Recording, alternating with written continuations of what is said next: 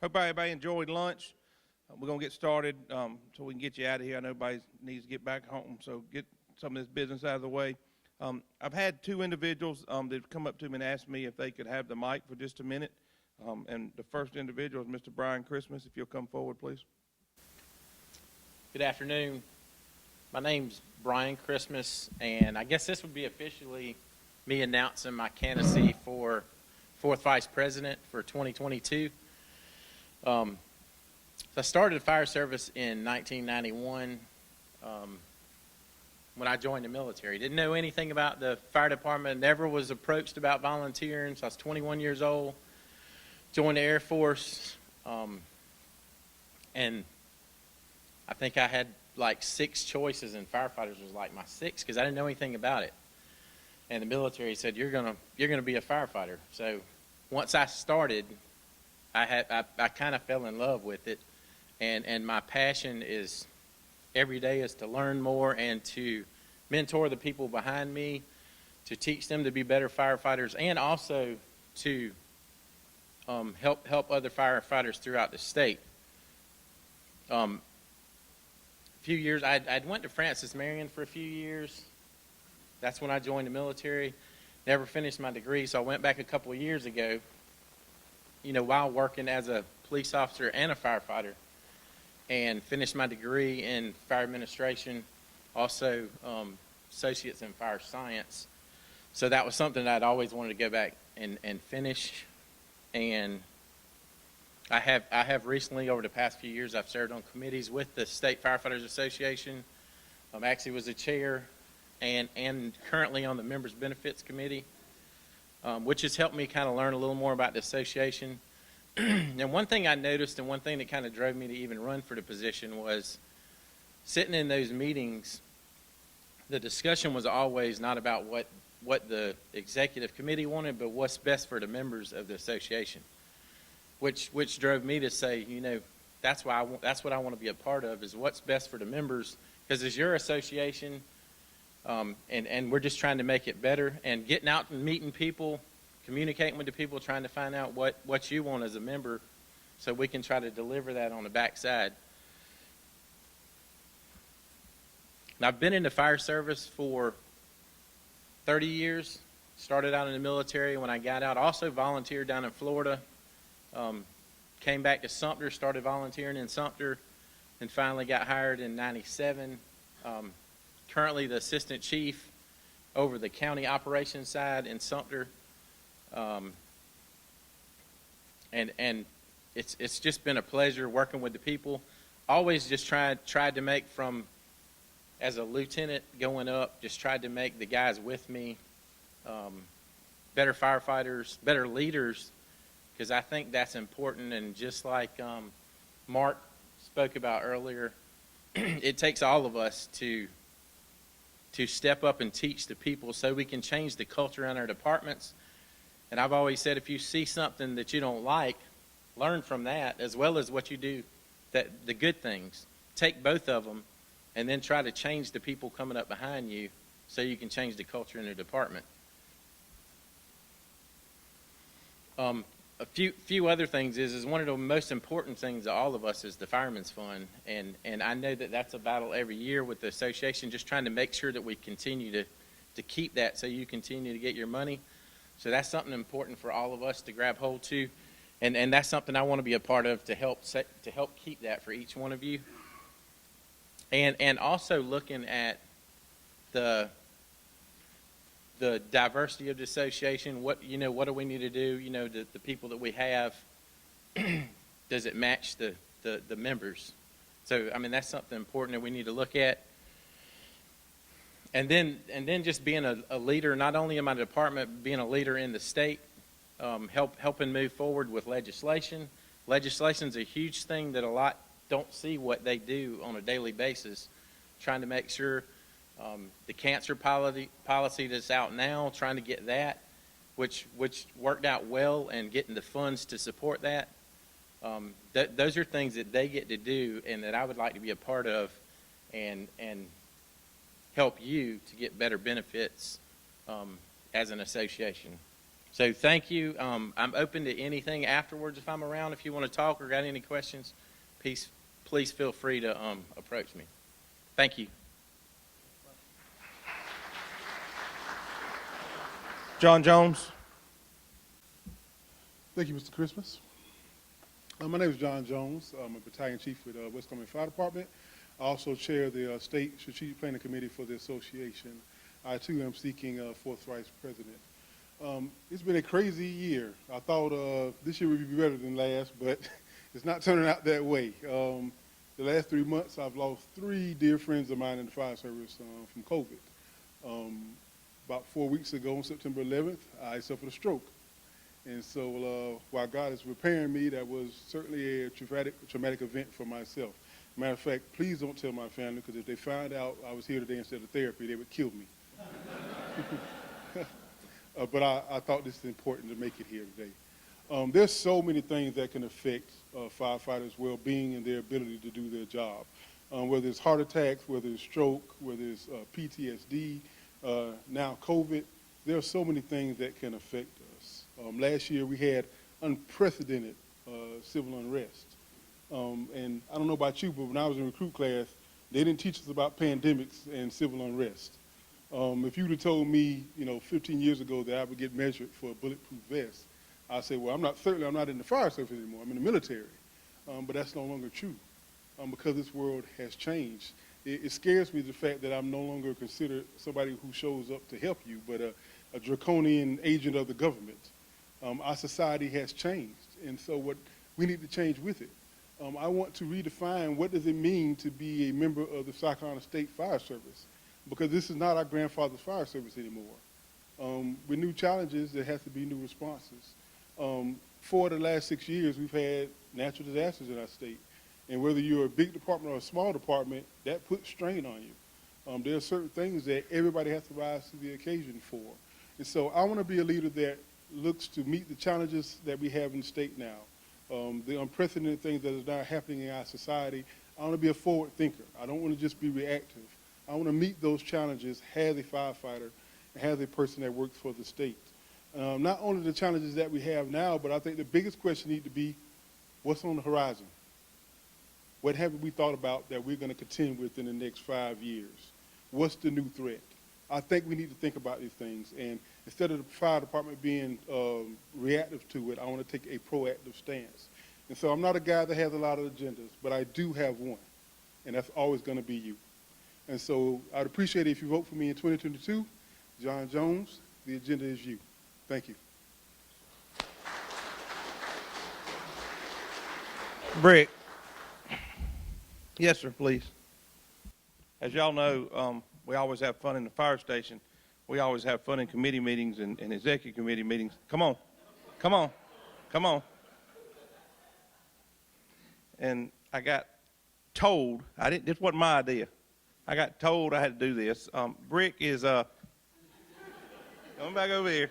Brick's turning 50 this week, and I know I turned 50 in 2022, and I'm going to regret this dearly. But Brick, we're going to sing happy birthday to you today for your 50th birthday.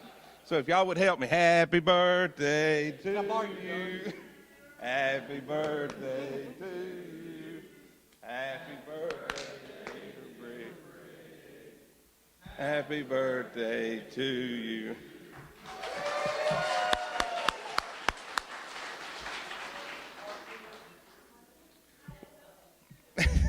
We're going to get into committee reports. And the first one is our legislative committee. Mr. Malcolm Burns, if you'll come forward, please, sir. Thank you, Mr. President. Wow. Hey. Hard to follow that up. Well, first of all, I wanted to tell you what the legislative committee has been working on this year so far.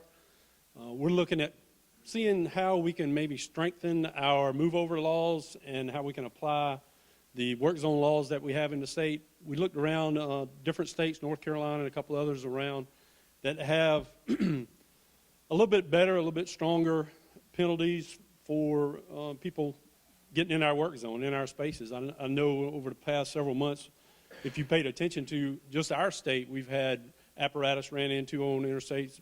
Thank the Lord we haven't had any any major injuries or death, but it's something that we really need to focus on and make some changes. I think, having spoken with some people, I've got a family member in law enforcement. I think their hands are tied in the way that the law is written, because it kind of gives just a bland, kind of like, not like the due regard thing, but in a safe manner. It's in a safe manner, and it's not a, specified mile per hour speed limit under the posted speed or anything like that. So that's probably one of our, or going to be our big push this year. Again, on the work zone, if you drive around the state, we've got work zones everywhere. God forbid you live up there around Jamie's area and you got the chutes to worry about and all that stuff. And they do apply to us as a fire service, but there's some stipulations in the law that we need to get some clarification on to see how much of what we need to be doing is designating it as a work zone. How far ahead do we need to mark it? Do we need to put up the orange signs and all that? So that's one of the things that we're looking at. Sorry, I'm looking at my phone for my notes. For those of you who aren't already aware of this, we are really the nation, but the state and certainly your local jurisdictions, redistricting is becoming a big deal. And it kind of segues into what we'll talk about in a minute, but pay attention to the districts that you respond in as far as who your representatives are, whether it's on your town level, county level, state level, because when the census comes out, it did census last year, the results come out, the districts change. So the person that you may be represented by last year or this year may change next year. That segues into the fact that you should know your legislators before you need them. Don't let the first call to your legislator, your representative or senator be, hey, I need, and they don't know who you are, they've never spoken to you. So make sure that you make that connection before you need them, not afterwards. We had a situation in Dorchester County several years ago when they put the cable barriers up, they closed down all of our turnarounds, and luckily we had a good relationship with a senator and say, hey, look, we can't have this. It increases our response time. Took him out and showed him what was going on, and we got him changed. So make sure that you have those relationships ahead of time, and not when it counts the most.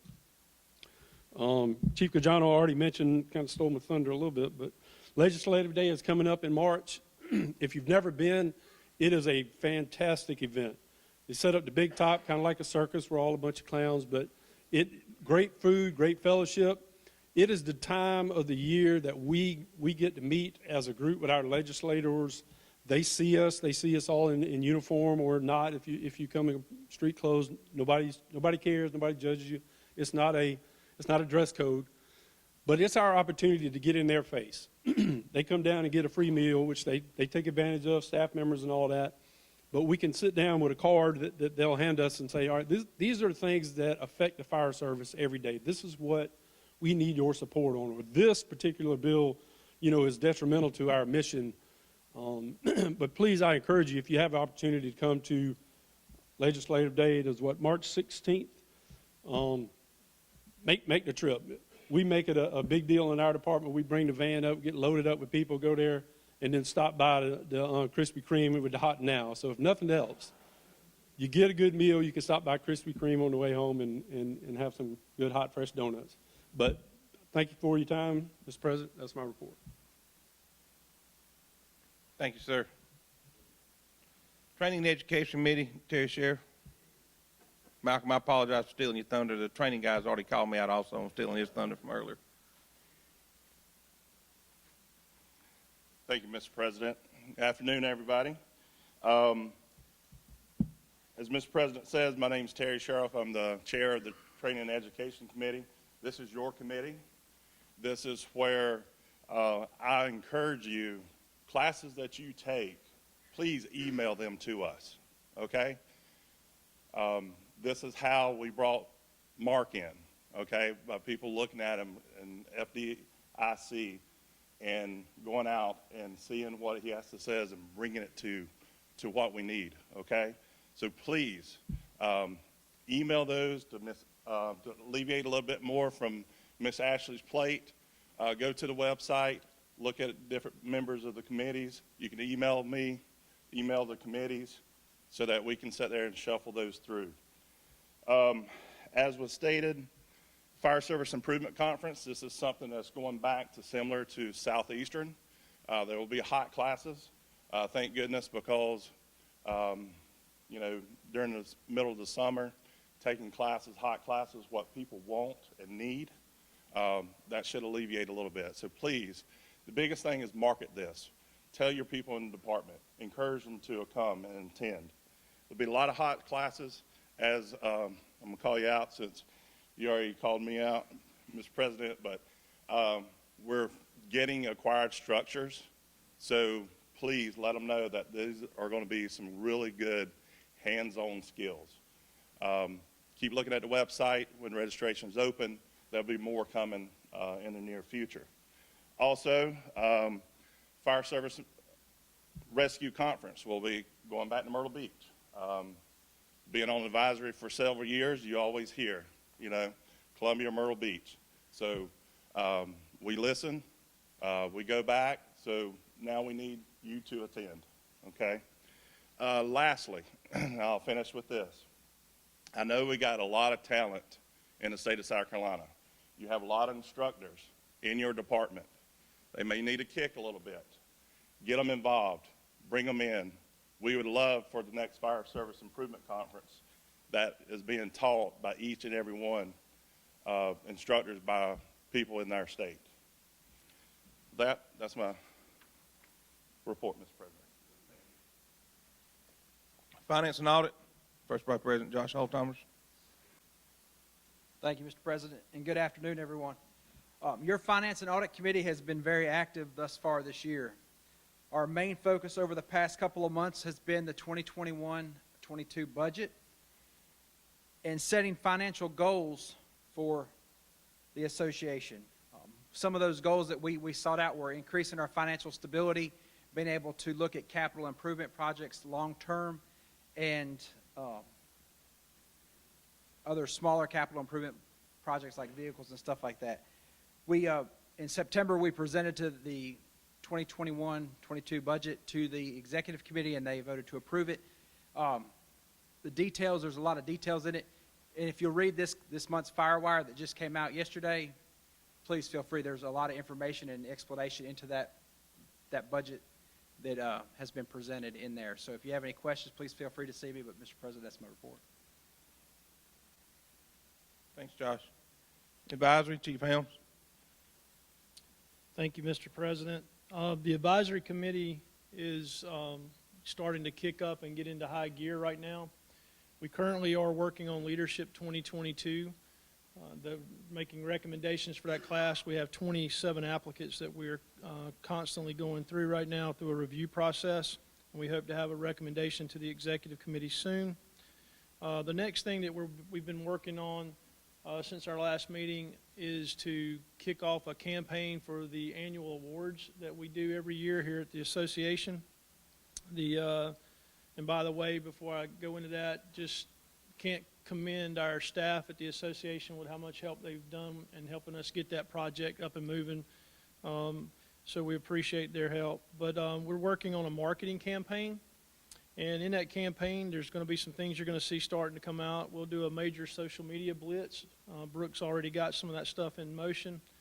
We're going to share a lot of quick snapshot videos from around the state from various members that are previous award recipients and also folks that just identify as a diverse membership that we have in this state. Volunteers will also be playing a heavy role in some of those types of video sessions. There'll be some printable flyers that will be sent out to the departments, and those flyers are available for you to print, hang them up in all your facilities, just to help us get that word out as well. And you'll notice outside before you leave, if you hadn't already seen it, these green cards. These cards are a postcard that's been created to help us market the campaign for the award process. And what we're asking is pick up a few, take them to your local meetings. If you have volunteer meetings in your stations, if you have your local chiefs meetings, chiefs associations, please pass those out and let's get the word out Those QR codes right now on that card will take you straight to the link for the awards. And once the video campaign starts, it will redirect you through the video first and then onto the website for the awards for the applications. So make sure you get a few of those. We know that a lot of our departments are gearing up for their annual end-of-the-year type celebrations and recognition ceremonies. A lot of the things that you're already recognizing your people for would be good qualifiers and good opportunities to get them recognized on state level. So as you're doing that, we ask that you consider putting them in for these awards. Try to make our job a lot harder for us so that we have a lot of work to do. We really would appreciate that. Let's see here. I'm going to read my phone to make sure I don't miss anything. Lastly, of the deadline for the awards. That's what I'm missing. The deadline is going to be January 31st. And we had a question asked to us about, what happens if there was something that we missed that may have happened in a previous year. Our recommendation is if you think that's, an option or a possible recipient, go ahead and submit it. We'll take that into consideration. We'll review it, and we'll make sure that everybody gives an opportunity to go back and fix that issue. If you had one maybe last year or the year before, we'll be glad to take a look at that as well. We also are working on a couple other special projects, trying to get them off the ground, and those are things we'll report at hopefully our next meeting. And that's my report, unless there's any questions for me. Thank you,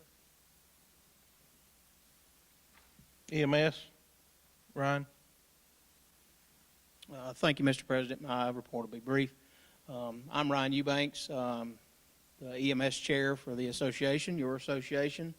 Most of our work so far this year is focused on the EMS regulation that has been set out as proposed regulation.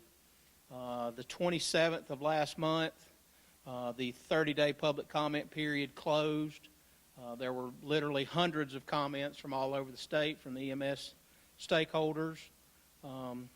We submitted a report to them, and basically our comments was about 12 pages. If the draft holds and becomes regulation, there's some really good wins for the fire service in there, especially for the EMS group, the first response crowd. There's some changes in the equipment list that makes it more med control option, which is a big win, especially if you're trying to put equipment on a fire truck. EMTs will be able to educate EMTs on initial EMT education, which is a big win. They took the wording out. It always had said for decades now that you had to have 5 EMTs in order to become licensed. They removed the wording 5. Now, whether this holds or not, I don't know. But basically changed the wording that you just have to have enough personnel to be able to support your response around the clock. So you could technically take that to like 3. So if that holds, that's another big win, especially for small departments. But we're working steadily to try to make sure that goes through.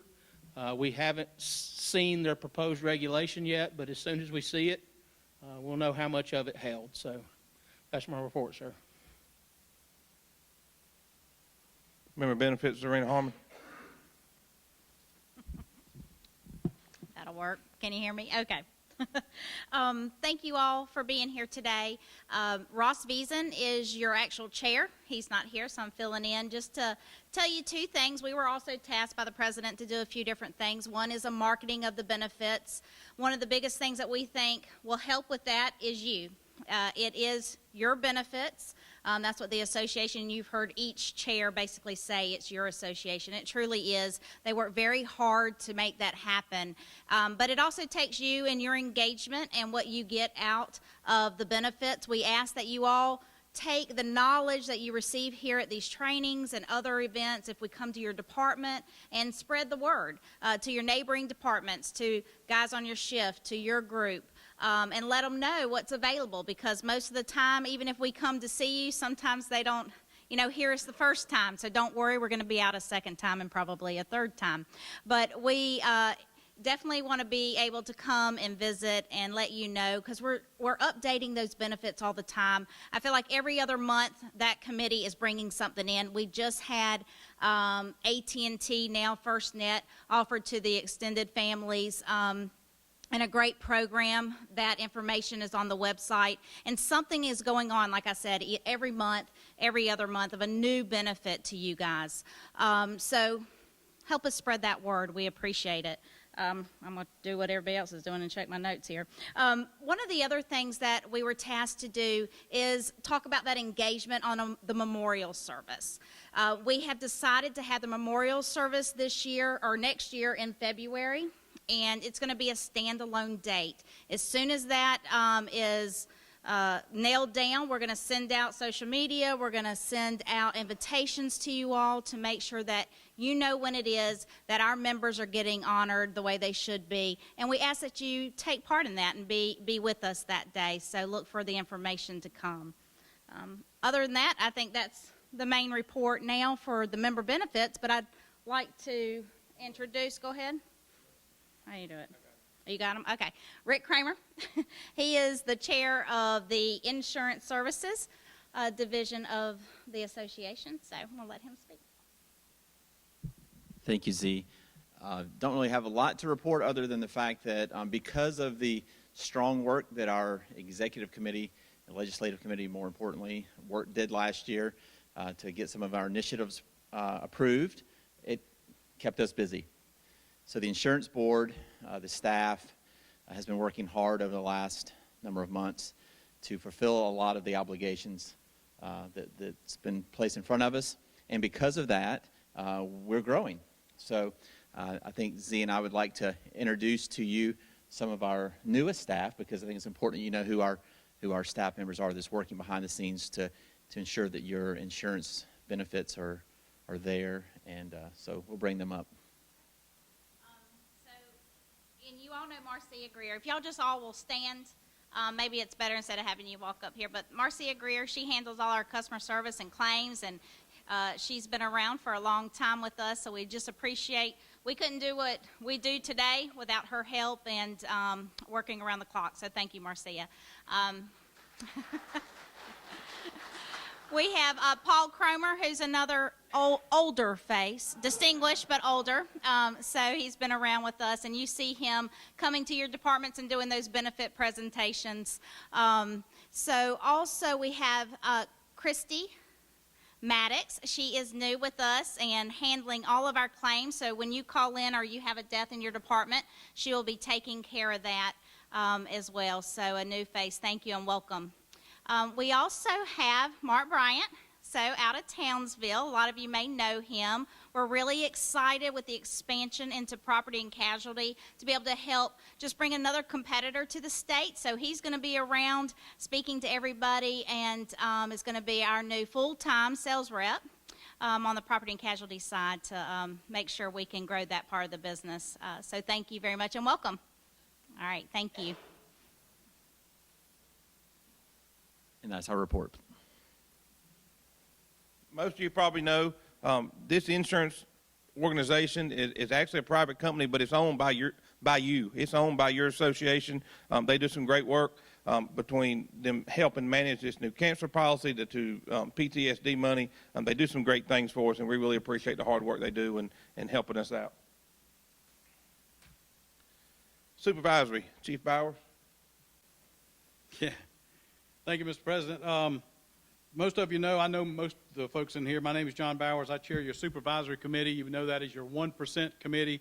Of course, with me is Jeff Oswald. Jeff is staff that works on 1% issues day in and day out. I will give just some introductions and some thank yous, and then I'll turn the floor over to Jeff to talk about some details that's important and timely right now. In our office, there's nobody in our office that doesn't deal with 1% in some fashion. 1% is such an important part of our organization, and it takes everybody to make this thing work, and I appreciate the work of all the staff members, specifically Jana. Jana, where are you at? Will you stand?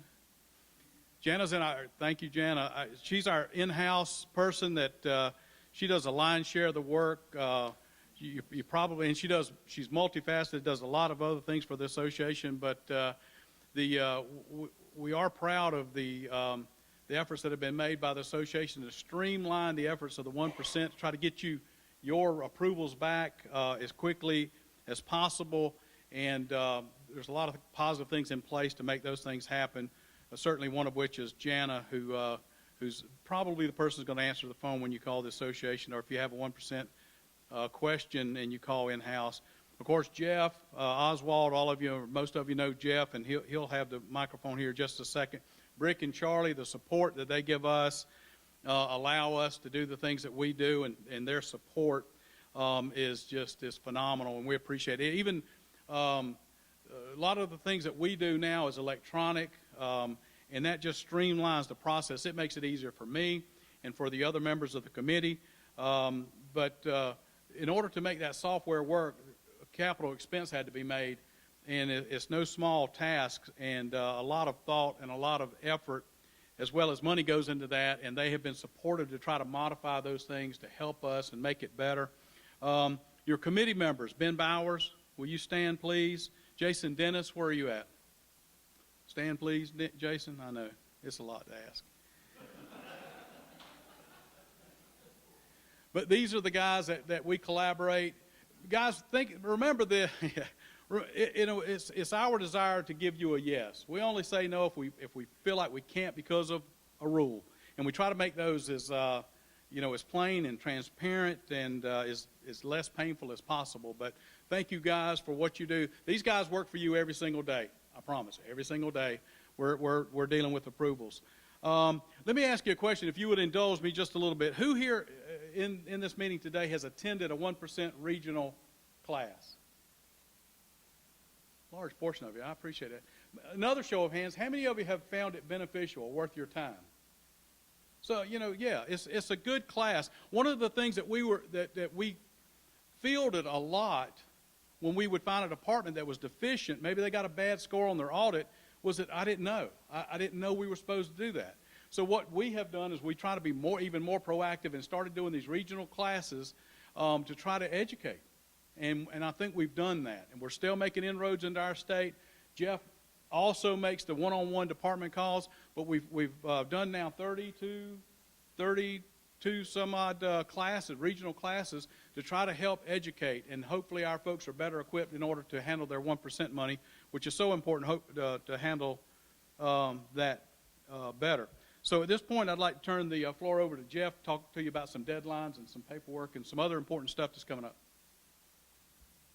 Thank you, Chief Bowers. It's hard for me to follow him. Talking about mentors, he's my mentor because I bug him all the time during the daytime, nighttime. His wife gets probably mad at me because I'm blowing his phone up. But like he said, we want to reiterate that the support the staff has for the 1% program. Charlie and Brick and all of them, thank y'all for what they do. And thank you. I want to just say thank you for Jana. Again, I know I'm repeating what John said, but thank you for the committee, too, because it takes a lot of time and dedication to work with this 1%. It's over $20 million that our fire service gets. And, while we're doing our part, we don't want to lose what we have. And, sometimes greed is not good, but this point is we want to keep what we have, okay? So going on the basis of what Chief Bowers said, we have done 32 classes with average class size around 27 attendees for each class. I think that's great. We got 2 more coming up, one in Lawrence County on October 25th, and we have one in Dillon County on November the 8th. They are from 6 to 8:30 in the evening. So if you live in that area, if you're close to that area, please sell that class to your fire departments in your local areas. There's a registration link on our website. Please use that registration link to sign up for the class. That just helps us keep records of who's attending, how many, and we usually do provide a meal, or the host fire department provides that meal. So we're always trying to get a good head count on who's attending those classes. Like Chief Bowers mentioned, deadlines. Everybody knows you got your association invoice for your dues. Part of that also is your 1% forms. Everything's due by January 1st, but deadline is January 31st. So the online forms 206 and 207, they're not available for you or department to submit yet, but Jana and I had a brief conversation. We're going to look at turning those live, making those live around December the 6th, the first full week of December. Go on to the member management system database, and you'll be able to submit those. So that's very important. So not only paying your dues, but completing and submitting those forms and getting them approved keeps your member department in good standing with the association. So please, please, please, I can't urge you enough to make sure that happens. So anything else? I think that's our report. Thank y'all for your support. Health and safety, Tracy Williams. Good afternoon. Pardon me just a minute. Just to give you a brief update on your Health and Safety Committee and what we're doing for you guys. We met sometime late summer to come up with a monthly topic that we're going to distribute through social media and other things, other sources. We met, we discussed, we came up with those, and we started that this past September. Some of you may have seen it, some of you may not have seen it. We started out September with our workplace safety checklist. We're sending fire inspectors out every day to check businesses in our communities, but how often do we check our own buildings? So we created a form for you to use to check yourselves, check your buildings. This month, we're doing something on physical fitness. Next month, November, we're doing something on nutrition. So we're working to provide you information on a monthly basis. But I will say this, if you have something that your department's doing and it's working for you, share it with us. We'd love to get that information out. Late September, I met with some of their staff members. We're looking at our health and safety web page, website through the association, and we give a lot of concentration toward cancer, but we want to kind of recreate that. We want to work something more health and safety as well. So look for that to be coming out in the near future, and hopefully some of the information that we have on there that you can take it back and share it with your members. Mr. President, if I can talk just a minute about the Cancer Coalition. If you will remember, back in March, we started monthly topics through cancer research. That's part of the bill for us to do continuing education. So we started that back in March, and each month would have a topic, and then each week under that month there would be subtopics related to that topic. We're well into it now. We've done very well. There's been some good information. The problem, I think, is just getting to our members. So if you're part of the social media and you see that, print that off, throw it on the kitchen table at the fire station, put it on your informational board, share it with your members so we can share the information to them. Lastly, we're going to have a Cancer Coalition meeting coming up very soon, and our focus is going to be next year. Our plan was to start in March and go to March 2022. So now we're going to start working from April 2022 up until 2023. So we want to stay a year ahead of this. So you, the members, are informed on cancer and health and safety. So, Mr. President, that's my report. Thank you. One of the things I added this year is Chief Olson, if you want to kind of start making your way forward, you come on. Is I felt like we needed to make sure that this exec committee and association provided to all of our members. And to make sure we did that, I formed a diversity and inclusion committee, and Chief Olson is chairing that committee, and they're doing some great things, and he's going to give you a report on what they're doing. Thanks. Thank you, Mr. President. Greetings to everyone. As Chief said, I'm Mickey Folsom from Columbia Fire Department, and I'm heading up the Diversity, Equity, and Inclusion Committee. We have several meetings so far, but the first question I will ask you, what is diversity? What is equity? What is inclusion? Each one of you all have your own opinions of what that is. But I implore you to get together and become one and start asking those questions within your department, within your community, and with other departments. Look around and see what has been done. Look around and see what other departments are doing to make things happen. Diversity is not just about race. You know, a lot of folks think about that, and the first thing they go to is that. And now it's even harder today based on our political climate. And if you don't want to admit that, then you're sadly mistaken. because the political climate does play a role in how we operate, how we pass bills, and how we get things done. But as a team, as one, we can conquer just about anything that we put our minds to. Firefighters, we're known to do everything under the sun. We solve any problems. We disagree, we agree, but at the end of the day, when the tone goes off, we're one team. It's no different than this when we come to the communities that you work in. Each one of us worked in a community that's very diverse, be it religion, be it LGBT community, whatever you put that in. But those are just some discussions that you have to have. And with the leadership of the president, we're going to start sending out some stuff. We're going to start sending out some stuff about some training, and I'm going to give you some topics that we're looking for. We were tasked. The first thing we was tasked for is taking charge from the executive committee and starting to draft, tangible SMART goals. What are some things that we can do? So our top priority, we want to focus on the barriers of access, training opportunities, revising hiring practices, evaluate policies and procedure manuals, review and modify testing processes, analyze recruitment efforts, and adjust to better serve diverse efforts. Also, research what other comparable departments are doing in that area. We don't have to reinvent the wheel. There has been some studies done. I know a report down, I can't remember her name right now. She did a report in Charleston.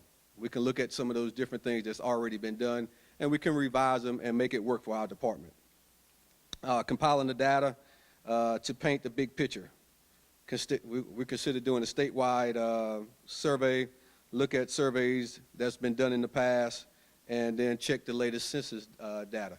Just like it was mentioned earlier by Mr. Chris, Chief Chris, about, I think it was Chief Chris, about redistricting. It was, yes, redistricting. Things change, and we have to pay attention to those. And that census data helps us. What has been the process for outreach? Have you looked at vocational schools, career centers?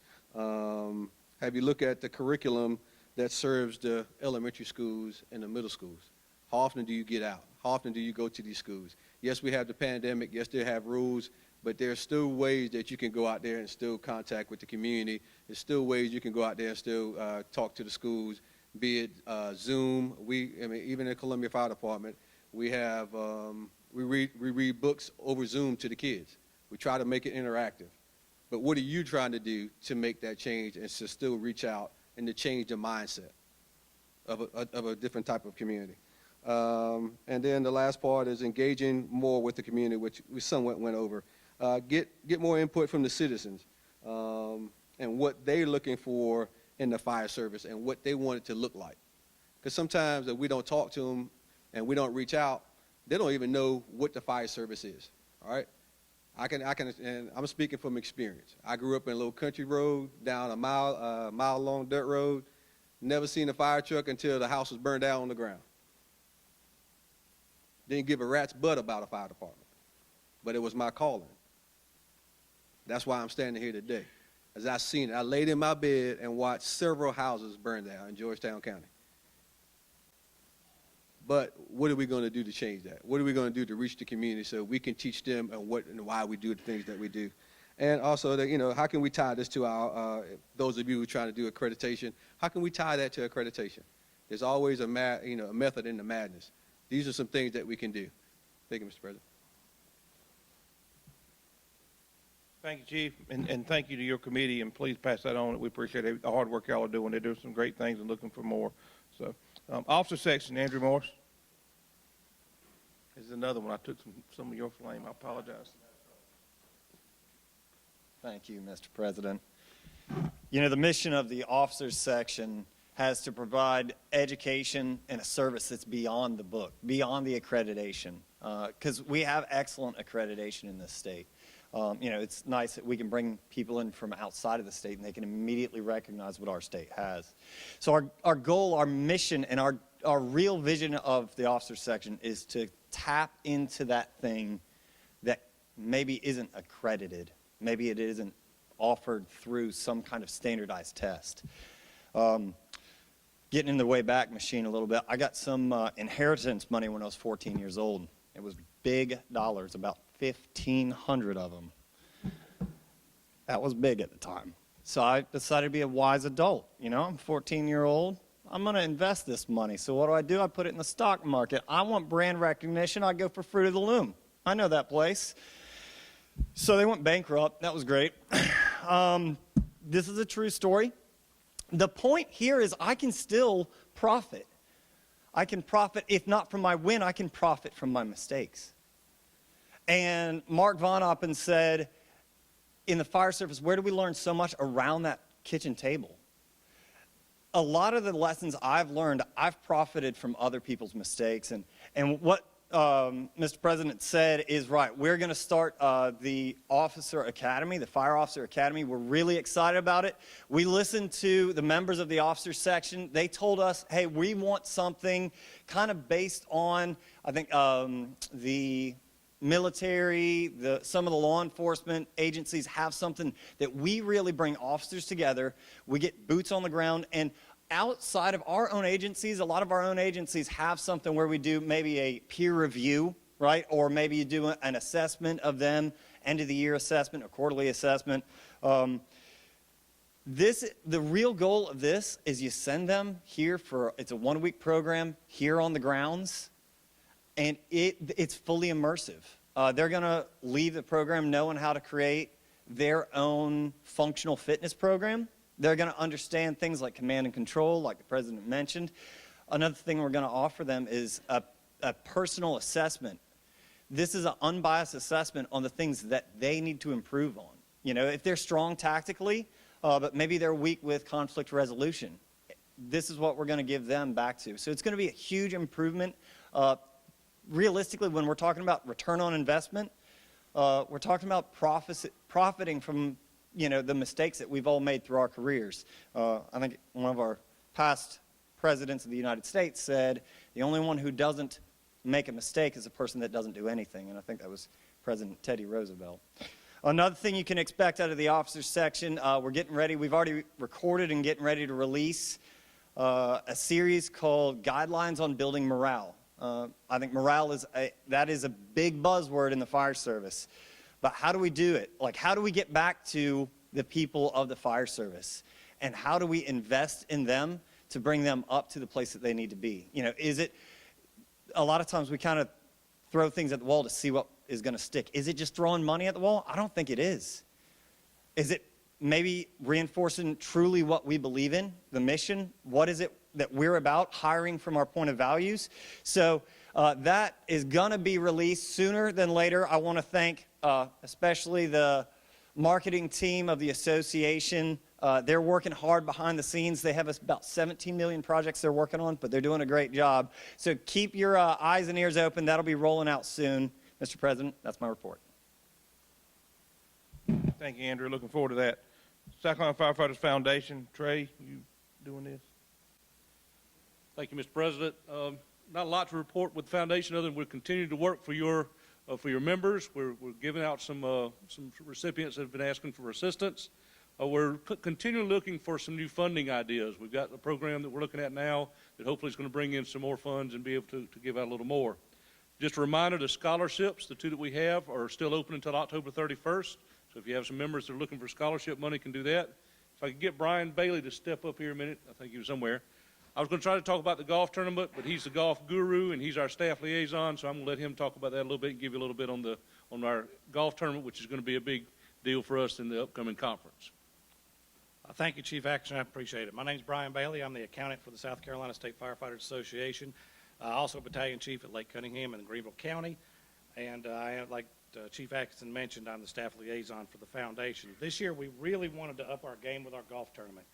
Believe it or not, that's about our biggest funding opportunity every year is our golf tournament. So we have created, and most of you should have, a flyer with you in your packet that has a number of sponsorship opportunities. Now, we're not asking you individually to come up here and make all these sponsorships, but if you know of a business owner, if you know of a business, does not have to even be fire service related, that's willing to look at some of these sponsorships and get their name out there, Our objective this year is to make sure that we actually recognize these people to the nth degree that we possibly can during our convention coming up in June. Our golf tournament is going to be on June the 8th at 8:30 at Legends Golf Course in Myrtle Beach. It'll be at the Parkland course. It is going to be $75 for an individual player. It'll be $300 for a team of 4. We do ask that you come out and have fun. We're going to have a great time. We're going to have lots of raffle things to go on. Chief Atkinson was just telling me a few moments ago before he came up here that Chief Caggiano has decided that if you get a hole-in-one on one of the par 3s, he's going to give you his Mercedes. At least drive it. Okay, so. Did we forget to mention you in that? I'm sorry. Okay. Anyway, so please, our golf tournament, we're really trying to do some good fundraising this year. Remember, this foundation benefits you, your brothers and sisters in the fire service. Just to give you a few examples of what this foundation has done in the past, we've had a member of our association who was handicapped due to a motor vehicle collision while at work. We put in a sprinkler system in their house. We assisted another one with a wheelchair ramp who was also injured at work. Like Chief Atkinson just mentioned, we've helped with some financial assistance for those that have cancer, those that have had other hardships in their lives. And most of all, the most recent one, one of your brothers and sisters of the fire service actually lost their house to a house fire. And with them trying to get the house renovated and the expense that it came through with that, we have assisted them also. We've got, if you have somebody you know of in the fire service that needs help, it's on our website. We have an application process that we go through. We please just ask that you fill out that application if you know somebody that needs assistance, and we will see what we can do with the board of directors of the foundation to try to get them as much assistance as we can possibly give them. But of course, we cannot do the assistance if we don't have the funding to do it. So if you have someone, or know a business that's more than willing to come and sponsor this golf tournament, one of our sponsorship ideas, please, please, please send them our way. My information, Chief Atkinson's information is all on our website, and you can get them in touch with us that way or send us an email with their contact information, and we'll contact them. Thank you very much. That's his report. Thank you both. Old business. South Carolina Fast, Miss Patty. Break. The water's fine, guys. I've been 50 about 4 weeks now, and so far I'm doing all right with it. So, Brick, you're all good. I've had one or two songs. Thank you, though. I appreciate it. Good afternoon. I'm Patty Graham, part of the South Carolina First Responder Assistance and Support Team. Some of you know I pretty well. Some of you I know pretty well. Some of you I've met recently. Some of you I've spoken to at 2 or 3 in the morning, and that's why we're here. We've got a lot of things going on. Anybody know anything about a post-critical incident seminar? The South Carolina Law Enforcement Assistance Team program, has done these. Post-traumatic growth. I see a couple nods in the room. We're meeting this Thursday actually to decide, to work, to plan, to see if it's something that we're going to offer fire and EMS. It's done a lot of good.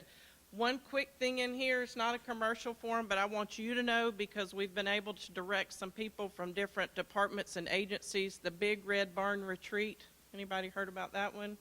It's about 3 miles from here. They work with first responders, and they work with military, and it is also a post-traumatic growth program.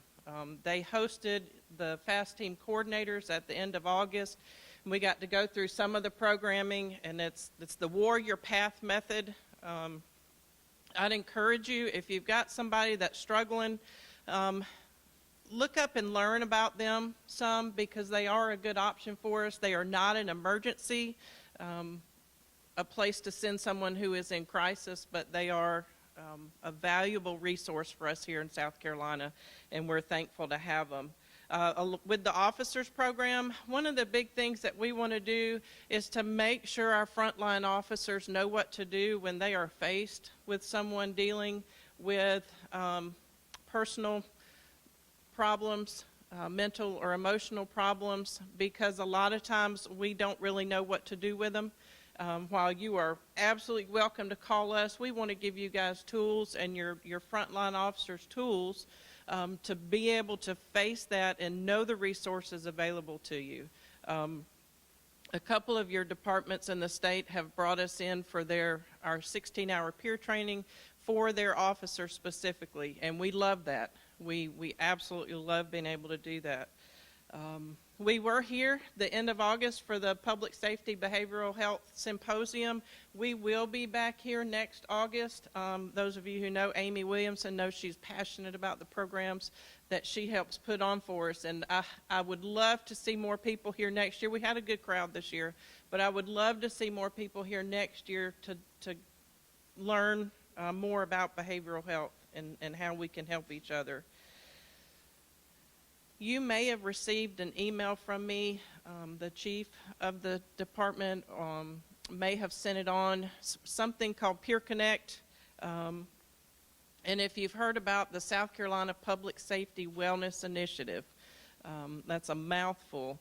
But we are working with a company called Peer Connect, working on an app, and I won't stand up here and tell you all about it because I can talk about it a good bit. But the things that it's going to offer us in our state is those who want to develop a peer program in their department, in their agency, will be able to do that more easily with the help of the outside other peer teams around the state. If you're interested in learning about that, please let me know. And if you get an email from me about a readiness survey, how about take 5 minutes and fill it out for us. We're just wanting to find out where each department and agency are and where we can meet you and walk with you. And that's my report, sir. Thank you, Ms. Patty, and thank you for what your committee and your group does throughout the state all year long. Communications and engagement. Ms. Brooke, if you'll walk forward, please.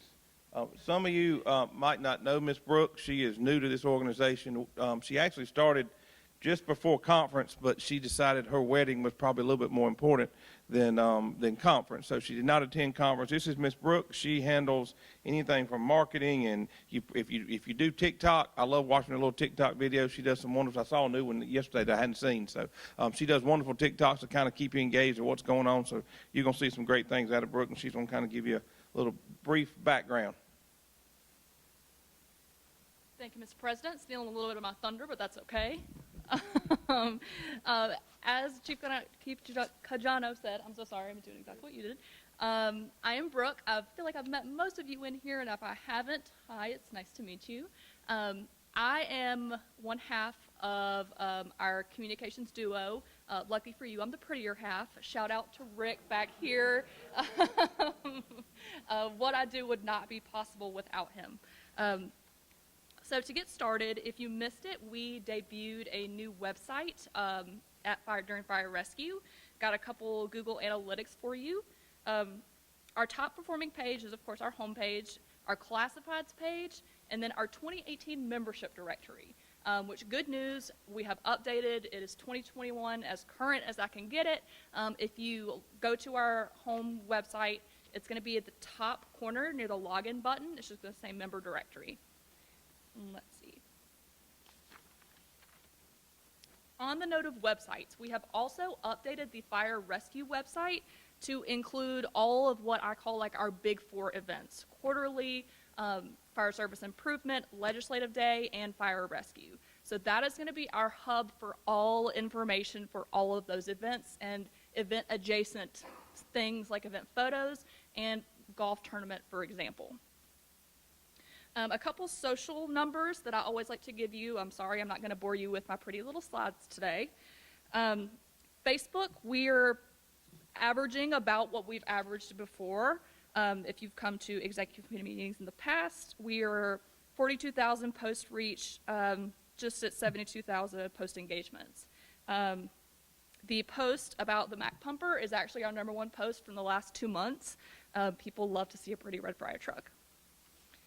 And then, as Chief Williams mentioned earlier, we're doing cancer posts every week, every month. And the second top Facebook post was get the recommended amount of sleep. So make sure y'all are getting your rest. And then, of course, top 3, fire rescue going back to the beach. Like we've mentioned before, go ahead and book your hotels. Country Music Fest will bring people in, so go ahead and do that. Twitter, we're at 1.8 engagement rate for the past month, averaging 2 link clicks, 2 likes a day. Again, what I would say is pretty average for us. And then my work baby, my TikTok, please follow us. It's just SE Firefighters. We have a lot of fun. We talk a lot about the things we've talked about here today. And then we also just kind of have some fun. So it is definitely a platform that we're growing.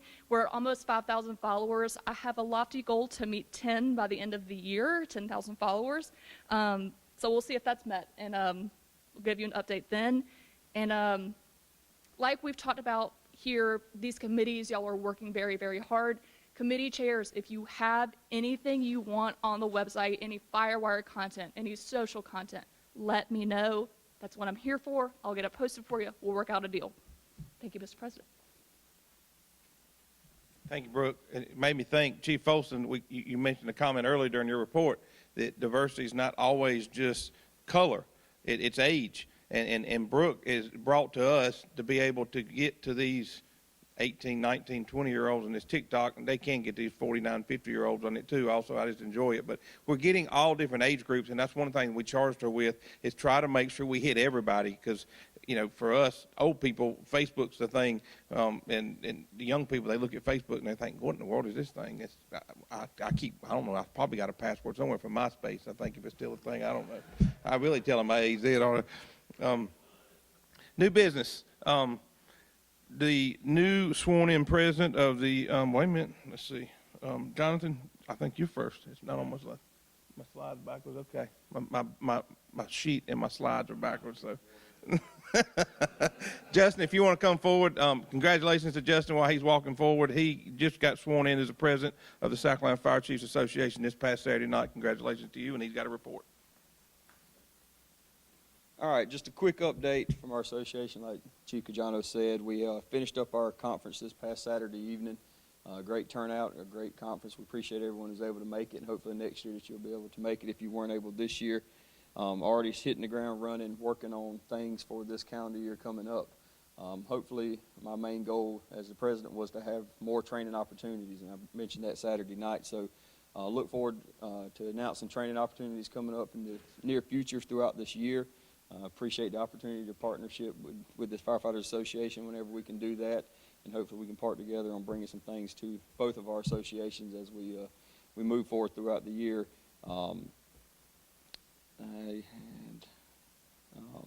And again, just the thank you again for everything, and then again the partnerships. I hope that we can work together on a lot of things as we move throughout the year, whether it be training to each other or whatever it may be. But appreciate y'all and thank y'all. Now you can come up. State Fire Marshal Jonathan Jones. Yeah, you can do that because Rick hates it when people move around. He's got to run the camera. I'm going to do it just because. A couple of observations, okay? Can I make a couple observations before I get my report? I don't know what TikTok is. Secondly, I haven't been sworn in, but I've been sworn at. And the third thing, did it strike anybody that the lady that's responsible for technology and communications and engagement had a piece of paper instead of her phone? Everybody else did their notes on their phone. Sorry, I'm very observant. But I'm also one of them guys that writes all their notes down, so thank you.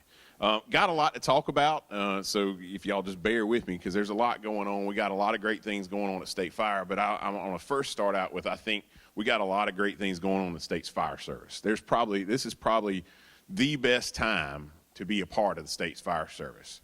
And I think we've got a lot of examples where the associations working together and state agencies working together, state agencies, local fire departments, and associations working together, and we see the fruits of our labor through a lot of different things that are happening.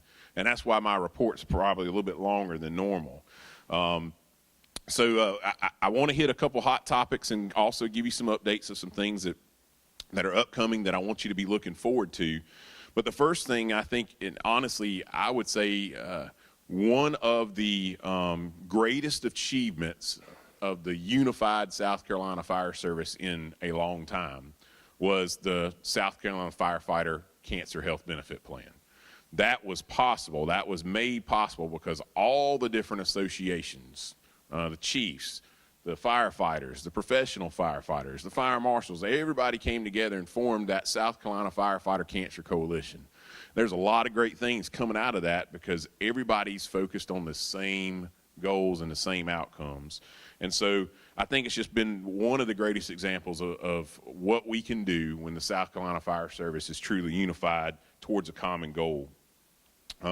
So obviously getting the plan into law, that law went into effect July 1st of this year, 2021. And then, of course, you know, when the law passed, it didn't have funding attached to it. So being able to then go back this past legislative session, this legislative year, and get the funding to go along with that. So it's great to have a law that says you have to have a plan, but if you don't have the money to pay for the plan, it's kind of hard to make that get off the ground. So the funding went into the state budget, into LLR's budget at $3.5 million, went into our account on July 1st of 2021. We actually started the invitation for bid prior to having the money. We were counting on we were going to get the money, but we actually started the invitation for bid process just simply because we knew it was going to be a tedious and long process. We began the invitation for bid back in June, and the invitation for bid, if you don't know state government, just because of the size of that kind of contract, it actually gets managed kind of by a third party. So y'all probably have similar things even at the local level. I know we did at Clarendon. When we're managing a big bid or a big contract, it gets managed kind of by a third party. In state government, that gets managed through MMO or state procurement. So that they manage the bid, we help develop the specs, but they actually did the bid solicitation, the contract negotiations, they handled all of that. So all of that went through, and the lowest bid, because when you do an invitation for bid, all the rest of the stuff doesn't really matter as long as it's the low bid, and as long as the low bid met the specs. So the low bid was $3,298,925. So we got enough money to buy the policy, and it went to Access Insurance. Now, I didn't know who Access was either when they told me Access Insurance got the award. But there are some names associated with Access that I think you will be familiar with. So in the claims management for Access, that's managed by Provident Insurance. Y'all recognize Provident. And then locally, one of the things that we required in the bid specifications, I mean, you think about it, when you're filing for a diagnosis claim, a reimbursement claim for out-of-pocket expenses for cancer, or God forbid, a death claim from cancer, you or your family are kind of experiencing some of the worst times of your life. And so we wanted to make sure in our specifications we required they had to have people in South Carolina. That if you wanted to go, you can do all that stuff online, but if you wanted to be able to go sit down face to face with someone in South Carolina and they hold your hand and walk you through it, they had to have that. And so as we all know, Providence local South Carolina agents is the South Carolina Firefighters Insurance Services. So they are subcontractors ultimately of Access. But let me just describe it to you this way. How many of you ever built a $3 million+ fire station? Yeah. Okay, how many ever built a house? Okay. If you've ever built anything that had to go through plan review and approvals, I had no clue that buying a custom insurance policy was going to be like building a fire station. But the process works very much a similar way. You write a spec, you put that spec out for bid, you get bids. The low bid, as long as they can demonstrate that they can do the project, the low bid gets awarded. Then you have to actually develop the plans, right? Because this is a custom insurance policy. This isn't something you can just go buy off the shelf. The law defines what the insurance requirements were. So then you have to submit, who knew? You have to submit the plans to the Department of Insurance. They have to review the policy plans and approve those plans. Then you actually build the policy. Then you actually go through like a punch list like you would a fire station and work out all the fine details. So that's kind of where we are right now. And honestly, I think by the end of this week, we'll have all the stuff finalized for the policy, and all that stuff will be ready to go. The law, like I said, went into effect July 1st. The policy will cover a eligible diagnosis of cancer back to July 1st. The law requires that it had to start coverage July 1st. So even though we're days away from actually signing the paper and all that kind of stuff, it will actually cover an eligible diagnosis back to July 1st of 2021. I do want to talk about some of the eligibility requirements. We're going to be putting out a lot of education on this because we want as many people as possible to know that it's there, but we also want to make sure you understand the eligibility requirements and the benefits were defined by law. They weren't defined by Jonathan. They weren't defined by Access. They weren't defined by the Department of Insurance. The law was very specific as to the eligibility requirements and the benefits. So the eligibility, it covers an eligible diagnosis, and that's all spelled out both in the policy and in the law, an eligible diagnosis where the diagnosis was on or after July 1st, 2021. So if your diagnosis was June 1st, it doesn't fall within that window. I wish there didn't have to be a line in the sand somewhere, but the legislature has to put the line somewhere. Whether it was 10 years ago, 5 years ago, they chose July 1st, 2021.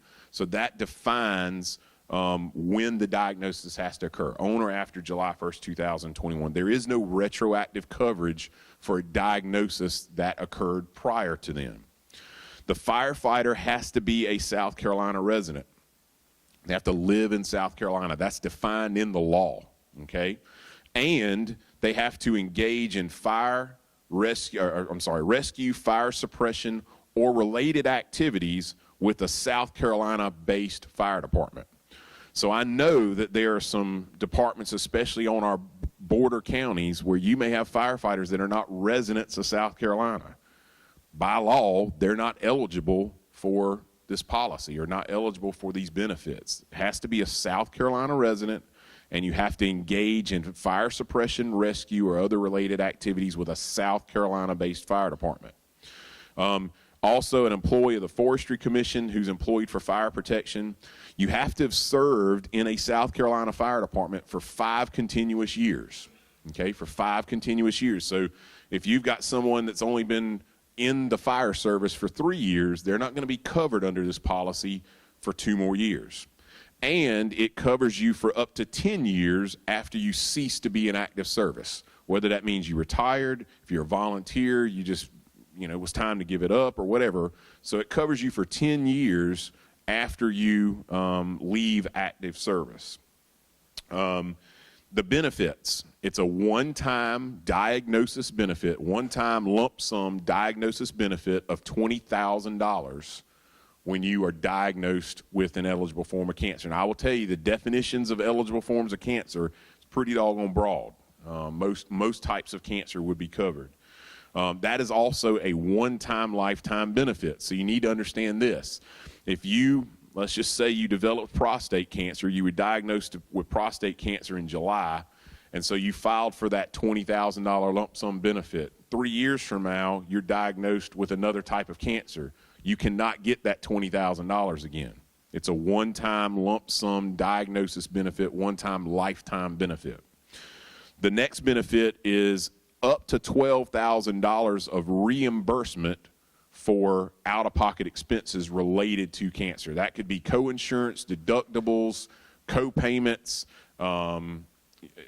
It's pretty broad, any kind of out-of-pocket expenses related to the treatment of your cancer. That is an annual benefit, right? So that starts over every year, up to $12,000. Now it says up to $12,000 because you've got to be able to prove your expenses. So if you only had $6,000 in out-of-pocket expenses, you're not going to get $12,000. You're going to get $6,000. So the burden of proof is on you to be able to show your expenses. And then finally, the third benefit is defined by law and in the policy is a $75,000 death benefit that, of course, would be payable to your beneficiary. And so as long as the death occurred as either a primary result of cancer or arising out of the treatment of cancer, then that $75,000 death benefit would be payable to your beneficiary. We LLR is actually the policy holder. So the policy is in our name. We're administering it. We're working with the Firefighter Cancer Coalition because the law also says that we're supposed to help provide with the education and best practices. So you've noticed really over the past several months, we've done a number of cancer prevention webinars, which I think have been fabulous. We're going to continue to do those things. We've got several months worth of the weekly programs or weekly messaging that's going out through the Firefighter Cancer Coalition. We're going to continue to do those kinds of preventative education going forward. Here's something important for you to know, though. The burden of proof is going to be on the person that's filing the claim. All right, and I realize this is a tough time for someone that's filing a claim for cancer benefits, but the burden of proof is going to be on them to be able to prove, one, that they're eligible, and of course, two, that the diagnosis is eligible, and all those kinds of things. So they've got to prove South Carolina residency is pretty easy. Power bill, driver's license. There's lots of different ways you can prove you're a South Carolina resident. 5 years of continuous service and within 5 years of active service, I think is going to be the challenge. So we've tried to make it easy for you, the fire chief, or whoever is the administrator of the fire portal for your department. We've created in the fire portal, we call it the Certificate of Department Associations. So it's basically a certificate that shows every fire department you've ever been associated with in the fire portal. Keep in mind, the fire portal did not exist until like 2013 or 14. So prior to that, we know that there are people that are not in the fire portal that are going to be eligible for this. But what you can do is you would go and print off this certificate of fire department associations. So for me, for example, it shows that I initially joined the Clarendon County Fire Department as a volunteer in 1994. It shows that I joined the City of Manning Fire Department part-time in 1995. It'll show that I went to work full-time at the South Lynches Fire Department in 2000. It'll show I went to work full-time at Clarendon County in 2002. It'll show that I came here, but I'm still a volunteer with Clarendon County. It's effective 2017. So if you print off my department association certificate, that's what it'll show. And then ultimately, the most recent fire chief, so either the current or the last fire chief that on your association certificate would sign it to validate it. The reason being is I can't attest that it's true. You're going to have someone within those associations attest that, yeah, this is accurate. That's one way. Obviously, everybody's not going to have one of those in the fire portal because if you weren't in there or you're not in there, so some other forms, it may be a letter from the fire chiefs, stating that they joined in this, time and remained active and they separated on this date or whatever. They're going to be, I think, fairly liberal with what they accept for proof of eligibility. But it's really, really important. Fire chiefs and fire portal administrators, you need to make sure the stuff in the fire portal is accurate and current. Because I know that there are dead people listed in the fire portal on a lot of departments. I know that those numbers account for people that are no longer associated with your department. You need to go in and make sure those dates are right. So at some point here soon, I would hope that you would go back and just simply audit that information. Make sure people's hire dates, termination dates, separation dates, all that stuff is accurate. That's very, very important. The next thing I want to talk about is V-Safe. Let's move off of cancer. That's a little bit depressing. I'm glad that we got the policy, but that's a little bit depressing. V-Safe. You'll remember that we have recurring funding for the V-Safe grant programs, which is if your department is greater 50% or greater volunteer, you're eligible for the V-Safe grant program. We've got recurring funding for that through the year 2030. This will be our first full year of kind of our regular deposits into the V-Safe account, and that's going to be just shy of $2.1 million a year.